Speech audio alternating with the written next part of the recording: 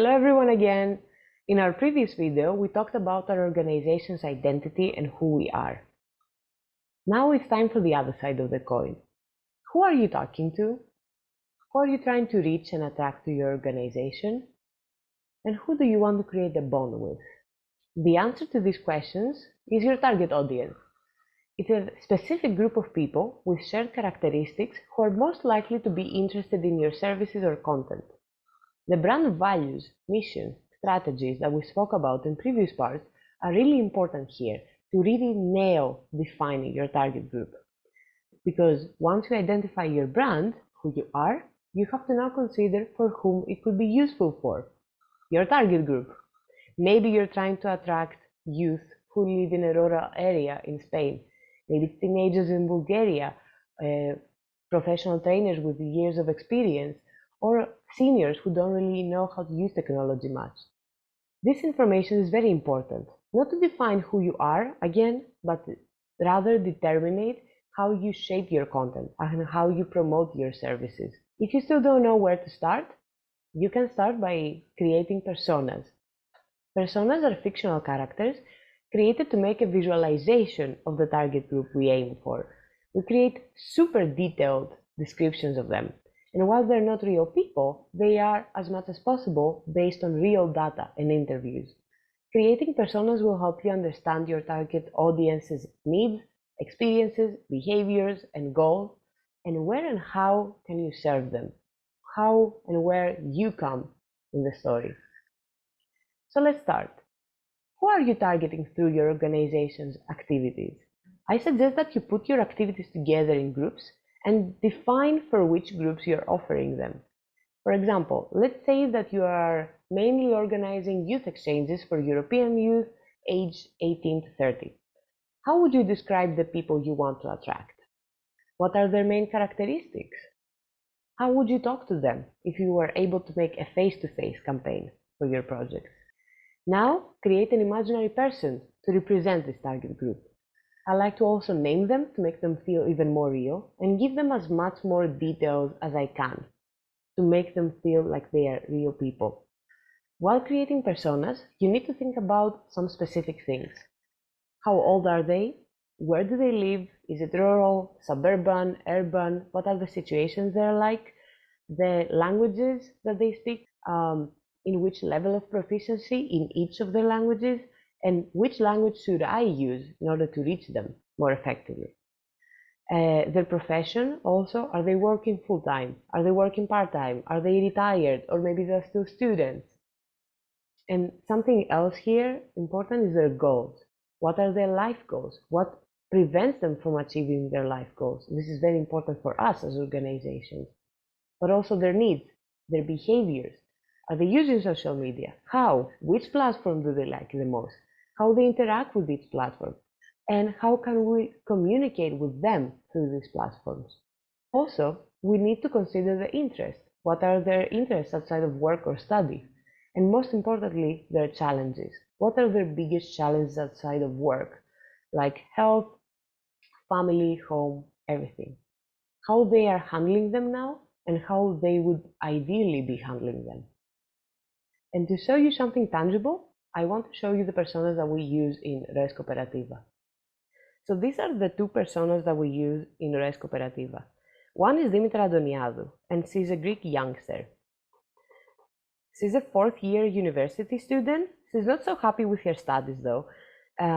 She's single, she loves nature, and she's open but always a bit worried about new experiences. Her demographics that we mentioned before, she's 24 years old, she's bi-curious, she's female, doesn't have a stable job, and she's supported financially by her family. She does some side gigs, though, to support her lifestyle. And she lives with her mom, dad, and younger brother in Athens. She's a calm person, usually, with an explosive attitude when she feels threatened. She's social enough, even though she wishes she had bigger circles, and she uses gender-free expressions in her communication. She speaks English and Greek in a very good level, and she is getting bored with social media content in general. Her goals are to become a professional and make a sustainable living, but also to be more independent from the family tradition. Her goal is also to collect experiences. She has a notebook with all her significant achievements like trips, awards, insights, and even notable gatherings. She doesn't have a plan on how to achieve her life goals, and this is a challenge for her. And several times she feels like she's not seen within her social circles. So what we can do for her? We can offer her personal development opportunities through non-formal education methods. We can give her the opportunity to meet and interact with other cultures and the chance to be part of an active understanding community, but also the chance to transform her ideas into projects.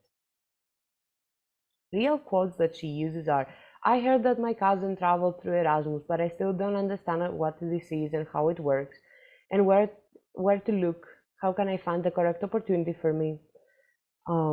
She also says, "In the last trip with my mates, I learned more things than a year in university, and that I have to convince my family to recycle more."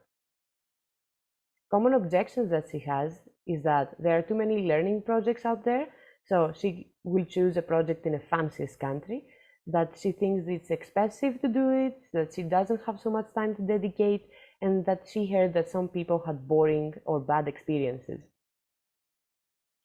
So, how can we describe ourselves to this persona? That we are a youth organization which provides hand-picked, funded learning opportunities. This is our second persona. His name is Dave Johansen. He's a Danish NGO executive. His background is that he has funded and he's running an NGO for the last 6 years in Denmark.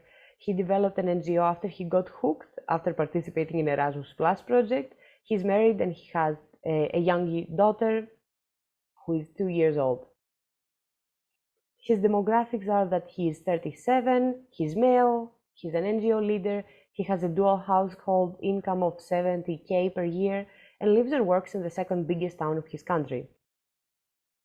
In identifiers, it's that he is a visionary and he has a thirst for impact. He's a bit done with formalities, but still follows them as a routine.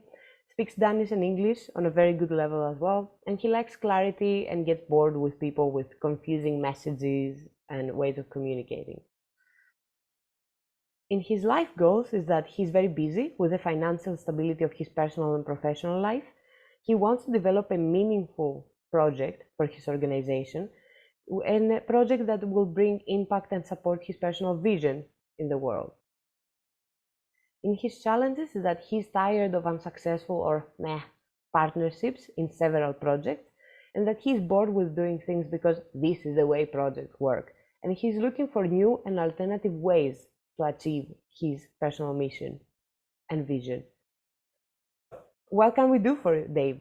We can give him an alternative, fresh but professional solution in partnerships, make him curious and thirsty to understand who we are and how we do what we do, to become a reliable solution that can support him achieve his vision, and offer to his NGO the possibility to apply or partner in innovative projects.